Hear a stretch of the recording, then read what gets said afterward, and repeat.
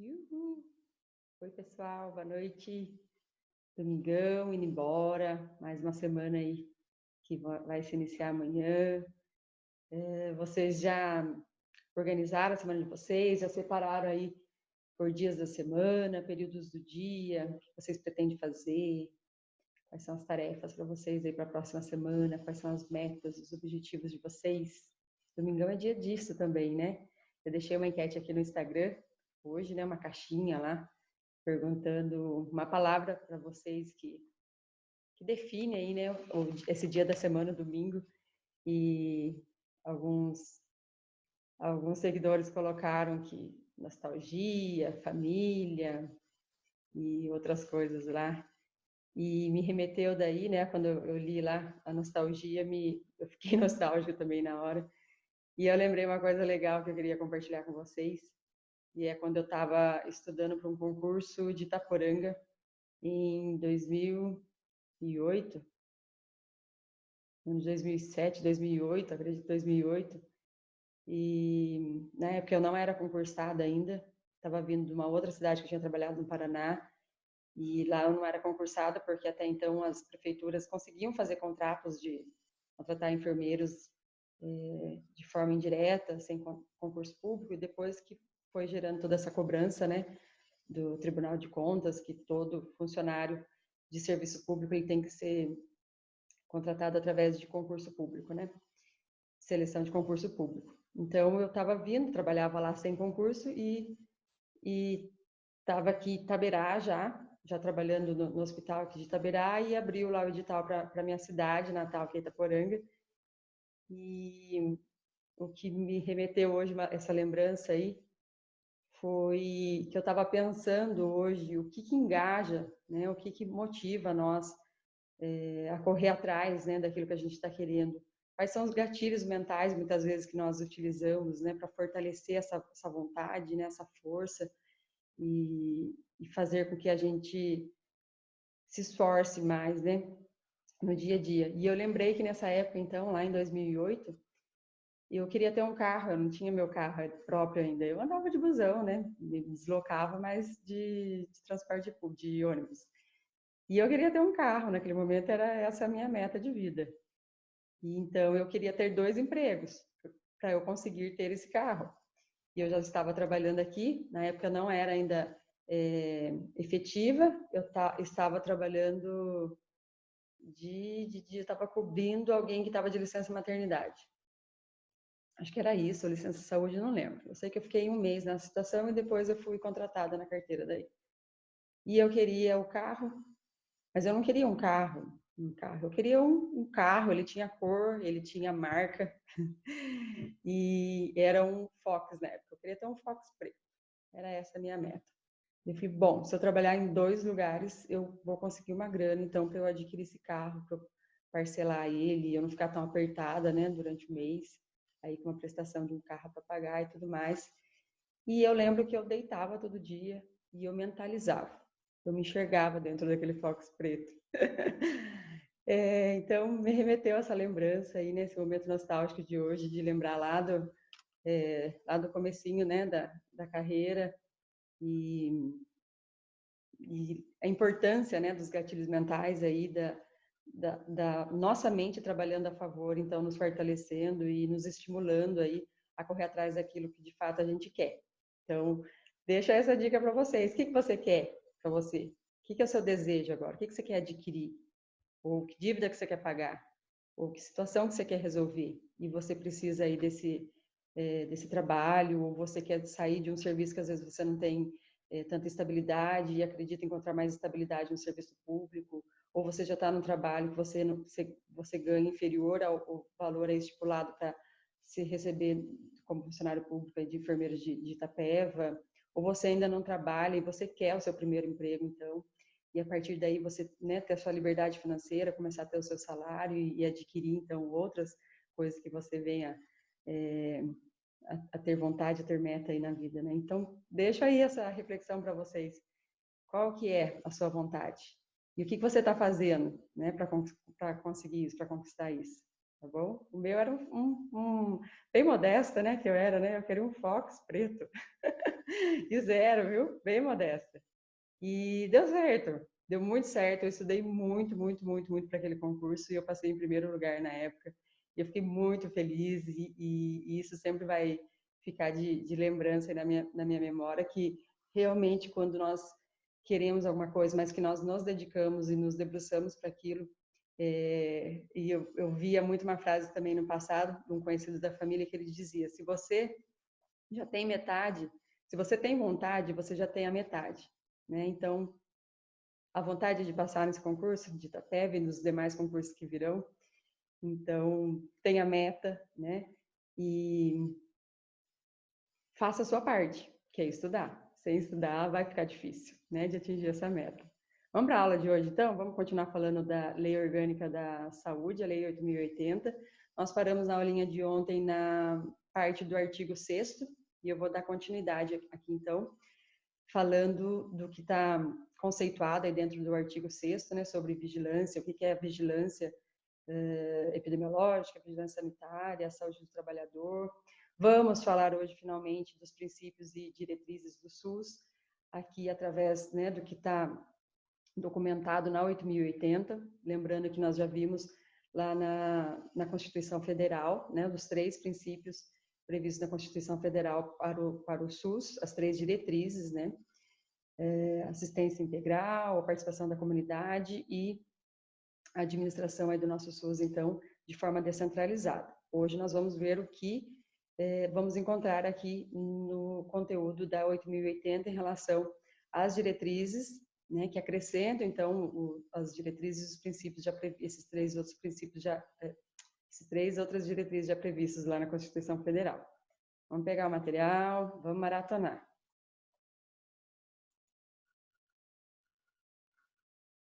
Deixa eu aumentar aqui nessa tela.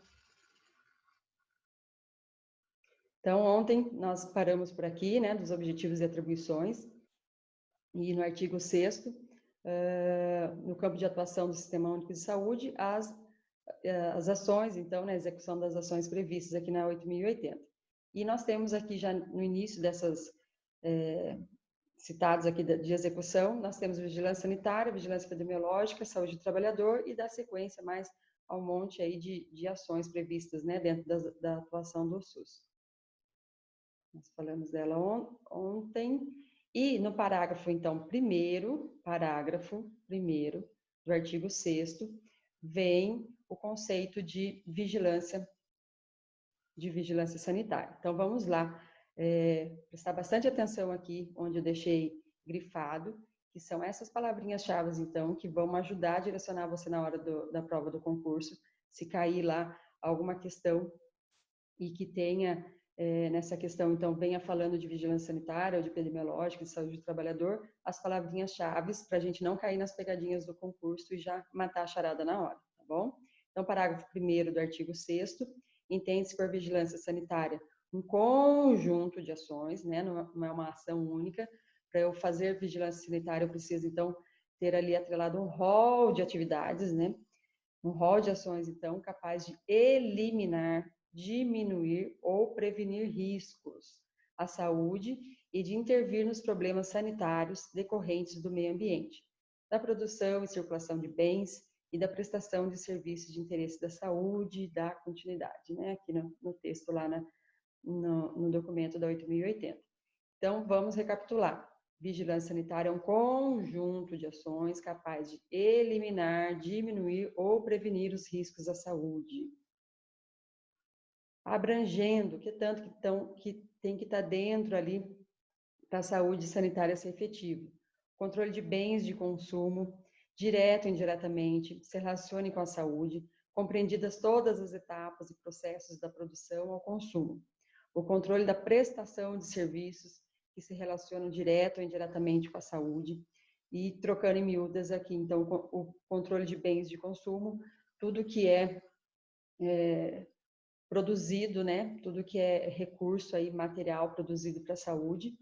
Então, desde a identificação desse produto, se ele é um material para a saúde, e todas as etapas na confecção, então, desse material.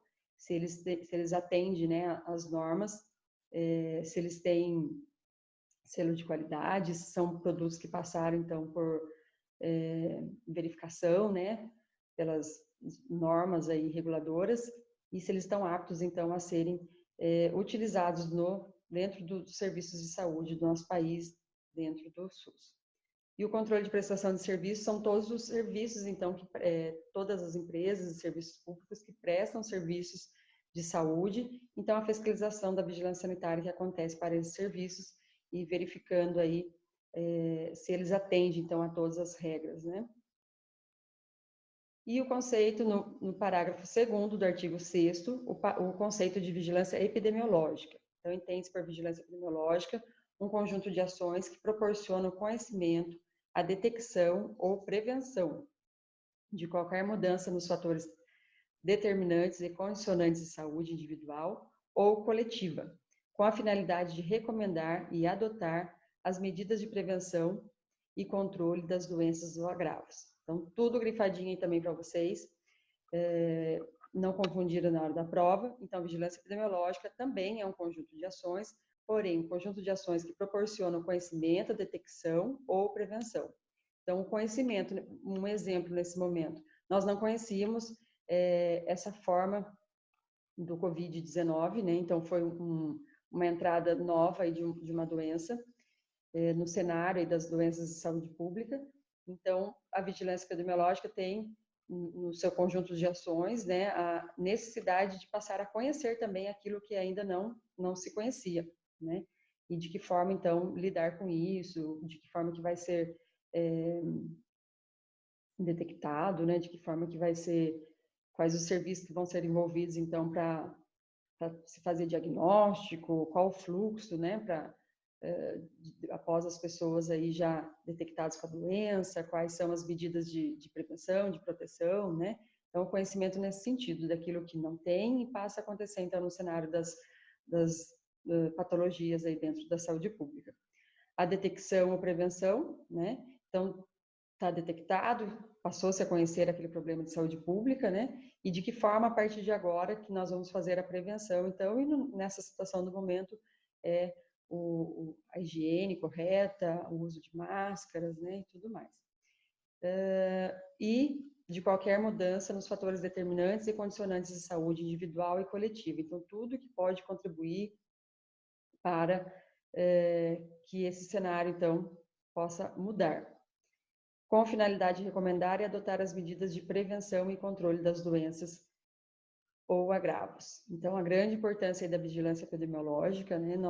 Vocês sabem da lista enorme que existe de doenças de notificação compulsória, dado, né, a significância aí do risco para epidemias, para pandemias até mesmo, né, nessa situação desse momento. Então, a grande importância da vigilância epidemiológica no conhecimento, detecção, prevenção e adotando, então, as medidas de prevenção e controle das doenças e agravos. Já no parágrafo 3º do artigo 6º, nós temos o conceito de saúde do trabalhador. Então, entende-se por saúde do trabalhador, para fins desta lei, um conjunto de atividades que se destina, através das ações de vigilância epidemiológica e de vigilância sanitária, à promoção e proteção da saúde dos trabalhadores, assim como visa sua recuperação e reabilitação da saúde dos trabalhadores submetidos aos riscos e agravos advindos das condições de trabalho. Então, já desde a Constituição Federal, aqui mais uma vez fortalecendo a importância da saúde do trabalhador. Nós sabemos que, né, lá na década de 90 para 2000 também, muitos avanços aconteceram a nível de vigilâncias, a saúde do trabalhador passou a fazer parte também das vigilâncias, né, e dos serviços que existem para dar fluxo, né, ao cuidado da saúde do trabalhador, que vocês já conhecem, que é o Sereste. Então, tem toda uma continuidade depois da preocupação aí com a saúde do trabalhador, mas o conceito, então, nasceu aqui na 8.080. Então, saúde do trabalhador é um conjunto de atividades, né, através das ações de vigilância sanitária e epidemiológica, que destina, então, a promoção e proteção do trabalhador, a sua recuperação e reabilitação. E tudo que está abrangido, então, aqui em relação à saúde do trabalhador: assistência vítima de acidentes de trabalho, participação no âmbito de competência do Sistema Único de Saúde em estudo, pesquisa, avaliação e controle dos riscos, a participação da normatização, fiscalização e controle das condições de produção, extração, armazenamento, transporte,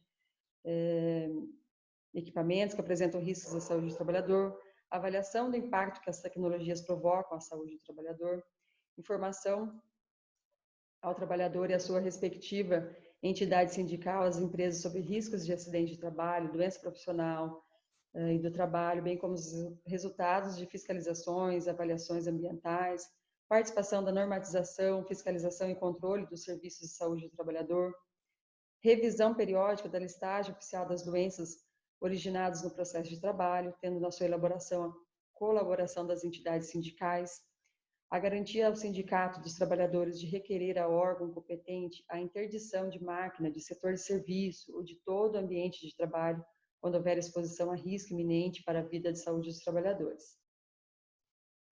Então, os conceitos originados, então, do artigo 6º, e nós temos, então, o parágrafo 1º, 2º e 3º, conceituando, então, saúde, vigilância sanitária, vigilância epidemiológica e saúde do trabalhador.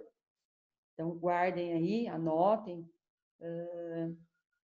essas palavrinhas-chave para vocês não confundirem, então, na hora do concurso e não ficarem presos aí às pegadinhas e perder ponto por isso. O artigo 7º. As ações e serviços públicos de saúde e os serviços privados, contratados ou conveniados, que integram o Sistema Único de Saúde, são desenvolvidos de acordo com as diretrizes previstas no artigo 198 da Constituição Federal. Então, o que nós temos tanto de informação aqui no artigo 7º? Que os serviços públicos, privados, contratados ou conveniados, lembrando, né, lá do artigo 200, que diz que artigo 200, deixa eu ver se não estou me enganando aqui, artigo... Não está aqui na minha anotação. Que diz que a saúde pode ser complementar, lembra? Né? Que outros serviços podem complementar tudo que já está, os serviços que já compõem o SUS, né? A iniciativa privada, mas de forma complementar. Então, a forma complementar entra aqui nos contratados. É isso que eu queria fazer aqui um gancho. Bom, então diz aqui que os serviços privados, contratados ou conveniados, que compõem, então, os serviços de saúde que prestam serviço para o SUS, integram o Sistema Único de Saúde e são desenvolvidos de acordo com as diretrizes. Então, independente, são serviços públicos ou serviços contratados ou conveniados, né, previstos lá na Constituição Federal, que podem, então, complementar todos os serviços do SUS. Todos, então, independente de privado, conveniado ou dos serviços já públicos, todos têm que estar de acordo com as diretrizes previstas no artigo 198. E, aqui está o pulo do gato, e obedecendo ainda aos seguintes princípios. Então, além das três diretrizes previstas lá no artigo 198 da Constituição Federal, que é a descentralização, a assistência integrada e a participação da comunidade, a 8.080 traz aqui um rol, então, de demais princípios. E é aqui que vocês têm que saber gerenciar na hora da prova do concurso. Então, vamos conhecer, além das três diretrizes já previstas na 198, quais são os princípios previstos na 8.080. Então, nós temos a universalidade, lembraram lá da perguntinha que eu deixei no Estre? Então, a universalidade de acesso aos serviços de saúde em todos os níveis de assistência, a integralidade de assistência, entendida como conjunto articulado e contínuo das ações e serviços preventivos e curativos, individuais e coletivos, exigidos para cada caso em todos os níveis de complexidade do sistema. A preservação da autonomia das pessoas na defesa de sua integridade física e moral. A igualdade da assistência à saúde, sem preconceitos ou privilégios de qualquer espécie. O direito à informação às pessoas assistidas sobre a sua saúde, a divulgação de informações quanto ao potencial dos serviços de saúde e a utilização pelo usuário, a utilização da epidemiologia para o estabelecimento de prioridades, a alocação de recursos e a orientação programática, a participação da comunidade, a descentralização política administrativa com direção única em cada esfera do governo. E aqui nós temos, então, dois tópicos dentro da descentralização. A ênfase na descentralização do serviço para os municípios, lembra, direção única, governo federal, estadual e municipal, e a regionalização e hierarquização da rede de serviços de saúde. Fazendo uma brecha aqui, abrindo um parênteses, quando vocês pensarem em regionalização, eu sempre falo isso em sala de aula. Lembra que nossos estados são divididos em regiões de saúde. Então, um exemplo aqui da nossa região. Nossa região de saúde é a região 16, então são numeradas, né, as regiões de saúde. Nós somos a região, dentro do nosso estado de São Paulo, a região de saúde 16. A região 16 ela é dividida em três micro-regiões, então a região de Sorocaba, a região de Itapetininga e a região de Itapeva. Então, nós fazemos parte, os nossos municípios aqui de Riversul, Itararé, Bom Sucesso, Itaberá, Nova Campina, Itapeva, Ribeirão Branco, e desce, né? Vai lá para a Barra do Chapéu, Itapirapuã, Paulista, todos os municípios lá para baixo, até Buri. Nós somos um total de 15 municípios, nós somos a micro-região da DRS 16, a micro-região de Itapeva, ok?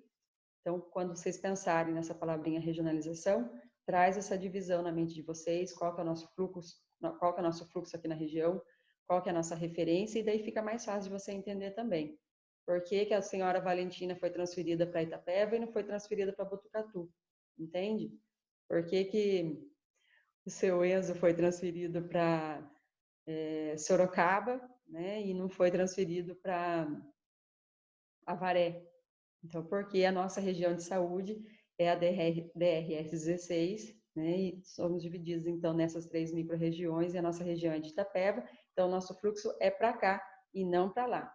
Para lá é a DRS que pertence lá a Botucatu, então pega Botucatu, Avaré e Itaporanga, né, então é outra região. Então, de Riversul para cá, minha filha, você pertence a essa micro-região de Itapeva, que faz parte, então, da macro-região, que é a região de saúde 16, ok? E aqui, deixa eu tirar minha janelinha, dando sequência, então, aos princípios, né?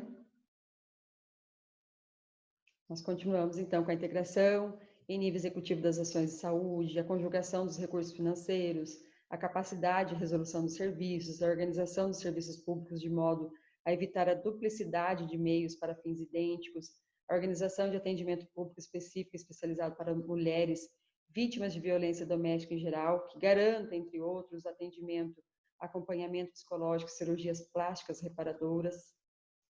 E finalizamos, então, aqui o artigo 6º, o artigo 7º, perdão, vocês viram que ele é bem extenso, porque é onde diz, trata, então, das diretrizes já previstas lá no artigo 198 e é complementado, então, por esses outros princípios aqui previstos na 8.080, ok? Totalizando 14 princípios. Então, eu encontro 3 diretrizes no artigo 198 da Constituição Federal, e aqui dentro da 8.080, além das 3 diretrizes, eu tenho mais 11 princípios, totalizando, então, 14 princípios do SUS. No artigo 8º, que ele já trata da organização, da direção e da gestão do SUS. No artigo 8º, as ações e serviços de saúde executados pelo Sistema Único de Saúde, o SUS, seja diretamente ou mediante a participação complementar da iniciativa privada, serão organizados de forma regionalizada e hierarquizada, em níveis de complexidade crescente. Então, vem o artigo 8º colocar, então, a importância da regionalização e da hierarquização, ok? Então, guarda na cabecinha, artigo 8º, linka aqui com regionalização e hierarquização. A forma de organizar, né, a rede toda do SUS, no artigo 8º. No artigo 9º, a direção do Sistema Único de Saúde é única, então ele vem aqui fortalecer lá a diretriz do artigo 198, que trata da descentralização, e ele diz no artigo 9º, então, da Lei 8.080, que a direção do SUS é única, de acordo com o inciso 1º do artigo 198 da Constituição Federal, sendo exercida em cada esfera de governo pelos seguintes órgãos. Então, quais os órgãos que tratam dessa direção. Então, no âmbito da União, o Ministério da Saúde, no âmbito dos estados e do Distrito Federal, pela respectiva Secretaria de Saúde, ou equivalente, então, do Estado, a Secretaria do Estado de Saúde, no âmbito dos municípios, pela respectiva Secretaria de Saúde, então, que a gente conhece, as Secretarias Municipais de Saúde. O artigo 10º, os municípios poderão constituir consórcios para desenvolver em conjunto as ações e os serviços de saúde que lhes correspondem. Aqui na nossa região, nós não temos muito consórcios, tá? Mas no Paraná, no estado do Paraná, é bem comum vocês perceberem aí a presença, né, o uso de consórcios, então, para constituir aí todo o trabalho do SUS. O artigo 11 está vetado, foi vetado, e o artigo 12, serão criadas comissões intersetoriais de âmbito nacional, subordinadas ao Conselho Nacional de Saúde, integradas pelos ministérios e órgãos competentes e por entidades representativas da sociedade civil. Então, comissões intersetoriais, no artigo 12. Artigo 13. A articulação das políticas e programas a cargo das comissões intersetoriais abrangerá em especial as seguintes atividades. Vamos conhecer quais são essas atividades, então, que podem e devem ser trabalhadas pelas comissões intersetoriais. Alimentação e nutrição, saneamento e meio ambiente, vigilância sanitária e farmacoepidemiologia, recursos humanos, ciência e tecnologia e saúde do trabalhador. Então, temas que podem ser trabalhados, então, entre os setores, ok? E o que seria esse intersetorial? Pense, então, que dentro da Constituição, ela trata da assistência social, ela trata da saúde, trata da educação. Então, entre os setores, né, podem ser articulados os programas e políticas, então, a respeito desses temas aqui: alimentação e nutrição, saneamento e meio ambiente, vigilância sanitária e farmacoepidemiologia, os recursos humanos, ciência, tecnologia e saúde do trabalhador. No artigo 14, deverão ser criadas comissões permanentes de integração entre os serviços de saúde e as instituições de ensino profissional e superior. 14A. As comissões intergestores bipartite e tripartite são reconhecidas como fóruns de negociação e pactuação entre gestores, quanto aos aspectos operacionais do Sistema Único de Saúde. Então, aqui a gente costuma dar o apelidinho aqui de BIPA, né? E de tripartite. Então, nós temos as comissões intergestores. Então, nós temos a CIR, né, a nível de região de saúde. Não falei que nós pertencemos à região de saúde de Itapeva? Então, os 15 municípios que compõem aqui a microrregião de Itapeva, nós temos 15 secretários municipais de saúde. Esses 15 secretários municipais de saúde, eles representam a CIR, que é a Comissão Intergestores Regional, né? Então, nós temos essa comissão. O resultado dessa comissão, de tudo que é julgado nessa comissão da CIR, ele tramita depois na comissão da bipartite. Então, já pega o outro nível de governo, certo? E assim, sucessivamente, tudo que é definido na bipartite segue para tramitar, então, na tripartite, onde a gente tem a participação aqui do governo federal, então, para definir aí tudo que deverá ser previsto para o desenvolvimento da rede, dos serviços, dos programas dentro do SUS. E são fóruns, então, reconhecidos como, as comissões intergestoras são reconhecidas, então, como fóruns de negociação e pactuação entre gestores, ok? O artigo 14b. O Conselho Nacional de Secretários de Saúde, o CONAS, Conselho Nacional de Secretários de Saúde, e o Conselho Nacional de Secretarias Municipais de Saúde, o CONASEMS, são reconhecidos como entidades representativas dos entes estaduais e municipais, para tratar de matérias referentes à saúde e declarados de utilidade pública e de relevante função social na forma do regulamento.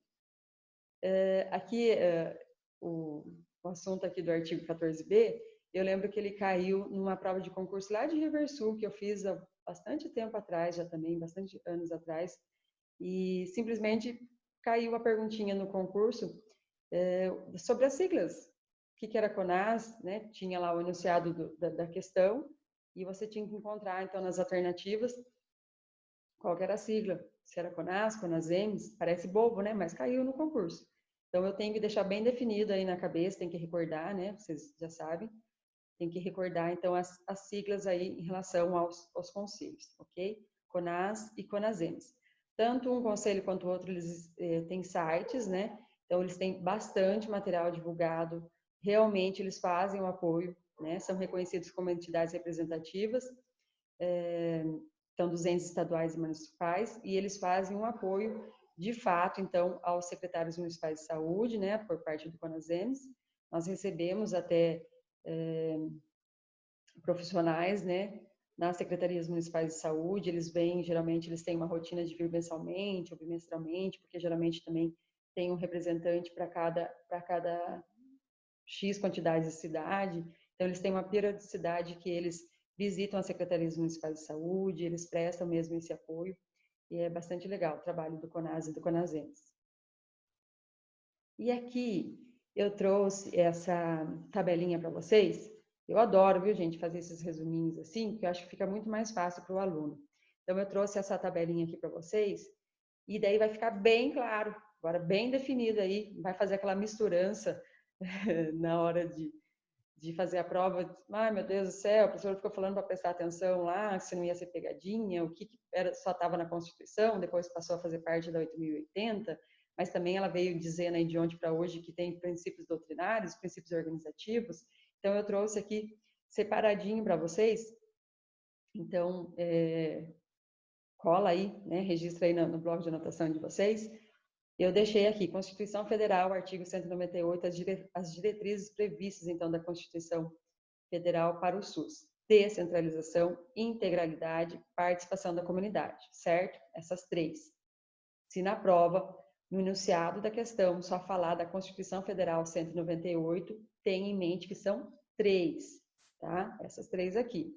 Se no enunciado da prova te falar, no mesmo enunciado, ele falar da Constituição Federal, que tem na Constituição Federal e que tem na Lei 8.080, são esses 14, tá? São esses 14 princípios e diretrizes.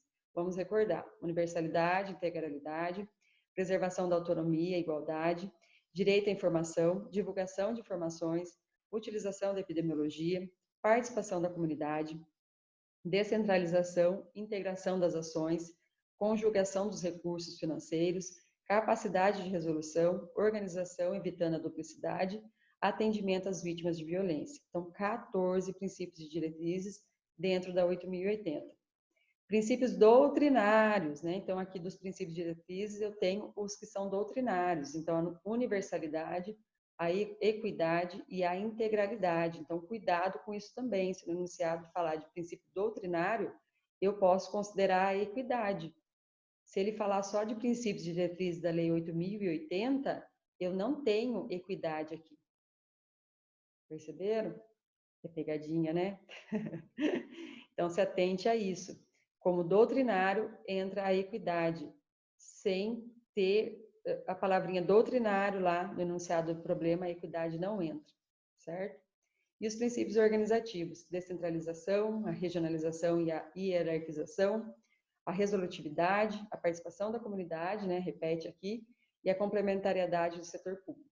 Então é isso, pessoal. Deixei aí esse resuminho para vocês. Colhem aí essas informações.